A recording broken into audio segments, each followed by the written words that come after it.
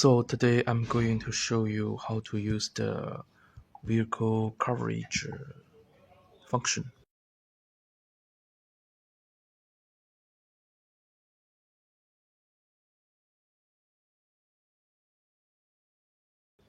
So first you go to this vehicle coverage website and then you can see there's a passenger vehicle immobilizer and new energy.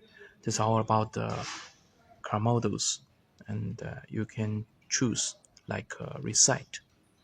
All the service functions are displayed here, and also you can choose the specialized car model like Audi.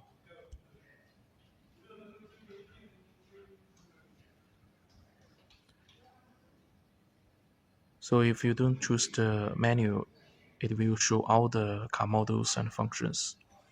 You can choose the car model Audi and select the submodel like Audi A6, and also choose the year. All the years listed here, like 2024. Then you can select the system. You could see the systems which we can diagnose are listed here. The engine electrics.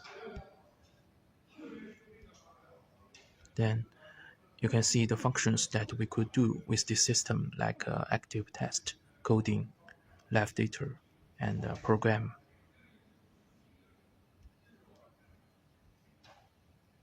Also about the sub function, if it will list here as well.